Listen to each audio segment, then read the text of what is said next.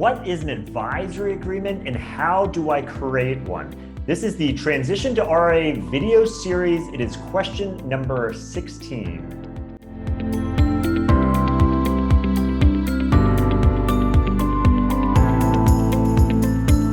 Welcome, I'm Brad Wales with Transition to RIA, and today's question again is, what is an advisory agreement and how do I create one?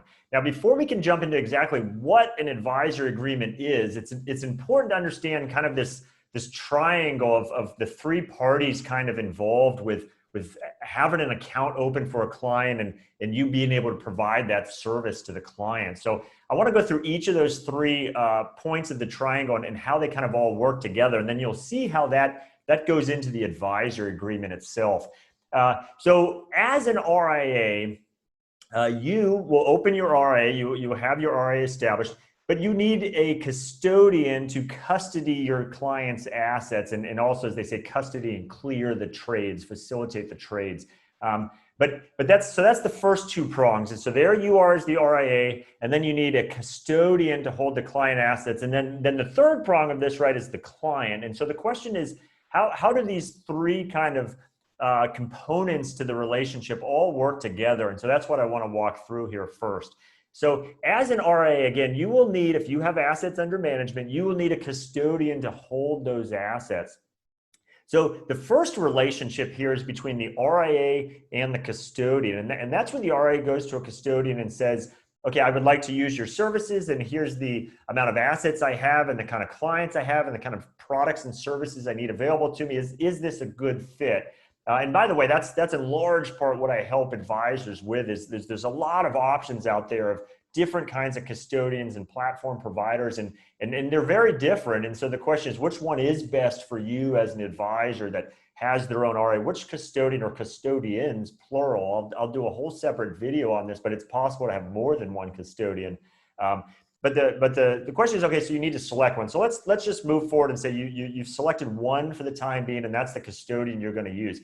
That relationship is kind of memorialized by what's often called a service agreement. It might be an RIA custodian agreement or whatever the terminology that the custodian wants to use for that. But basically, it's a legal document that is entered into between the custodian and the RIA that spells out, hey, as a custodian, here's all of the services we are going to provide for you as an RIA and your clients.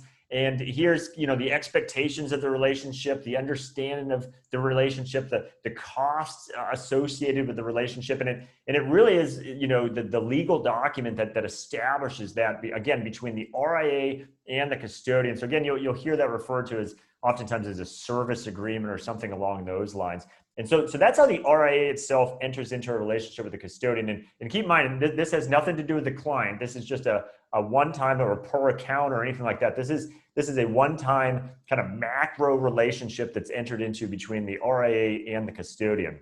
So then the next prong of that is, okay, well, how and when does the client come in? And so if you want to open an account for the client with the custodian and then you're going to provide the services, that's where there's kind of the remaining two parts of this triangle. So let's first take the arrangement between the custodian and the client. Now, make no mistake, the client is your client from an advisory perspective. It is, or from do I own the client, do I own the book, or any of those things. I did a whole video on that. It is absolutely your client as the RIA. It is not, in essence, the custodian's client in the terminology that we're all used to using. However, to a degree, it is the custodian's client because they do open an account for that client. They are required to send statements to that client. They are required to send tax documents to that requirement. So to a degree, it's their client, but certainly make no mistake, it's not, no custodian thinks of these clients as theirs in the same sense that you might be used to of a traditional wirehouse firm thinks that they own the book of clients, not you. That's not at all the case in the custodial world. But for that client to open an account with the custodian, because again, that account needs to be open somewhere because someone has to custody those assets for the client. So that is generally just memorialized with a traditional new account form. And maybe if it's a retirement account, there might be some other paperwork and things like that. But generally, it's a pretty simple, call it new account form process that the client fills out, and that's essentially a two-party agreement between the client and the custodian that says, client, we're going to open this account for you, and again, here's the expectations, here's the costs, or anything like that is kind of baked into that new account form. Now, of importance, a couple of things that new account form does do is it does say, hey, Mr. or Mrs. Client, just so we're all clear on this and in agreement, by you signing this new account form, two kind of critical pieces of information that are important to the RIA. Mr. or Mrs. Client, you are giving us as custodian permission to take trade-in instructions from the RIA. So when the RIA tells us to buy or sell something in your account, we will do that because the RIA has instructed us to do that. So you, just to be clear, you are giving us permission to follow their instructions. And then the second thing is it also generally lays out that Mr. or Mrs. Client, you give us permission to deduct from your account the advisory fees for the RIA. So the RIA will tell us how much they are charging you for your advisory fee, and perhaps that's done on a quarterly basis or monthly basis or whatever the frequency is. When they tell us to deduct that fee, we will deduct it and we will send it to them. So that kind of new account form generally lays out a couple of the components with that relationship with the RIA, but the RIA does not sign the new account form generally themselves. It's a two-party agreement between the custodian and the client. And so then the final relationship there, right, and that's the topic of today's video is, okay, so the RIA and custodian have a relationship, the custodian and client have a relationship. How do you document and memorialize the relationship between the RIA and client? And that is what the advisory agreement is used for, and that's what we're talking about here. So that advisory agreement is a two-party agreement. That the custodian has no part to that. The custodian does not want to be named in that. The custodian generally does not even want to see that because, again, they are not party to that. That is solely between the client and the RIA. Now, a couple things that advisory agreement will lay out. That will say, as the RIA, Mr. or Mrs. Client, here's the services I will provide for you as part of our relationship. So I might have verbalized all this to you and told you the sorts of things we're going to do for you, but the advisory agreement lays out, okay, here's exactly, just so we're all on the same page, here's exactly the services I'm going to provide for you. And then also lays out, and here are the fees I'm going to charge you for those services. So whether it is a 1% account fee or something higher or lower or some other sort of arrangement, maybe a retainer fee or even an hourly fee, that is all documented there in the advisory agreement. And then one of the last major things that's pointed out there is whether you as the RIA will be acting with discretion on that account. I did a whole video on this. You can go check it out. I encourage you to do so because I go into a lot more detail on it. But as an RIA, you absolutely have the ability to use discretion with your clients' accounts. Your decision to do that, your desire to do that has nothing to do with the custodian, unlike perhaps at your current firm where you have to seek permission from your firm to be able to act with discretion. You do not ask your custodian for permission to have discretion. You have that ability as an RIA to make that determination on your own. Again, check out the whole video because there's a lot of nuances with it that are important to understand. But in that advisory agreement, that's where you would lay out, hey, I am or am not going to act with discretion on your account. And so again, it's really just to make sure everyone's on the same page in written form. And so again, that's generally referred to as the advisory agreement. That is between the RIA and the client. The custodian has nothing to do with that. So the next question is, well, how do you go about making that? And again, that is a table stakes part of why you use a compliance consultant. I've now done a couple videos talking about compliance consultants, and I encourage you to go look at them all. But of the two main things you use a compliance consultant for, the startup of your RIA and then the ongoing compliance going forward. So in that startup kind of package that they put together for you, so part of that is actually literally making the RIA from a legal and regulatory standpoint. But another part of that is all the components of actually, running the RIA from day one. So part of that is drafting that advisory agreement for you to use with your clients. Now make no mistake, a fair amount of the verbiage in an advisory agreement is pretty generic boilerplate language that is used in almost every advisory agreement that's out there. However, a lot of it is very customized, as it should be, to your specific RIA. So I'd encourage you, if you think you can Google and find some, easy, cheap solution of an advisory agreement off the shelf that you can buy for some, $500 and call it a day. I highly encourage you not to do that, because the regulators will notice that. They want to see that your advisory agreement is specifically tailored to your RIA and the services you're going to provide, the fees you're going to charge, everything about your RIA.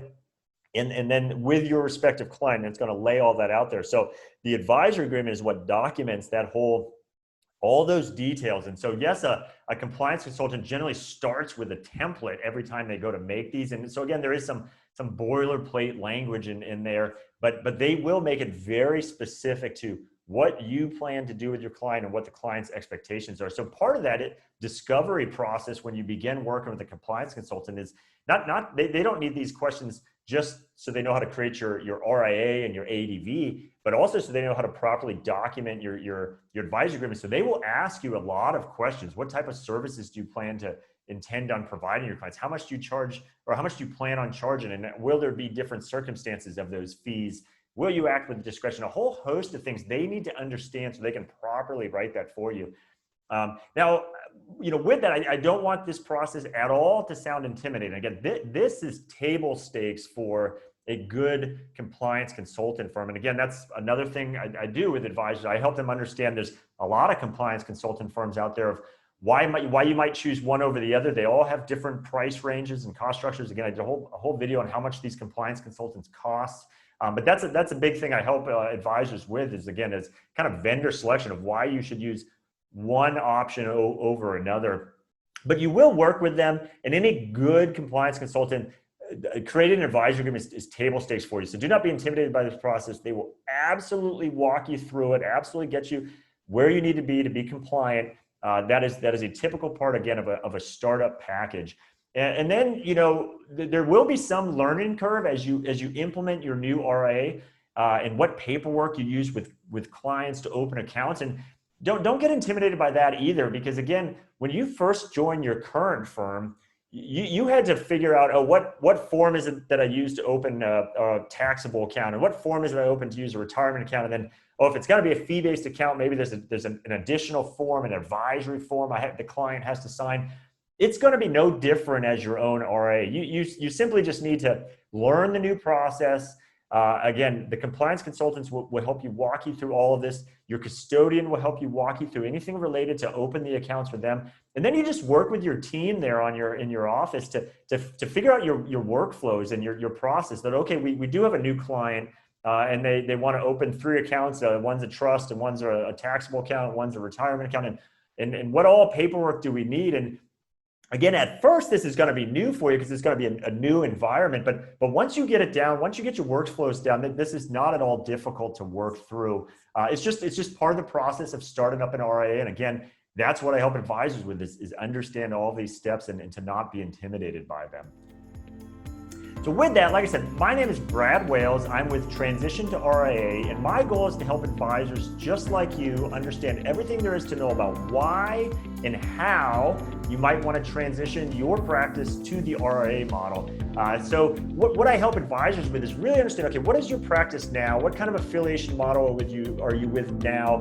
What firm are you with now? What kind of clients do you have? And how would that look if you were to move to the RIA model? Everything from an economic standpoint to a flexibility standpoint to a control standpoint to a responsibility standpoint. And I help advisors go through all of that so they can really understand how the model works. And if it is something that does seem like a good fit for them, I then help them think through all these steps of how to go about transition into that RIA model. So today's video talking about an advisory agreement and the need for one and how to get it created is a perfect example of that sort of thing that I help advisors think through and be aware of.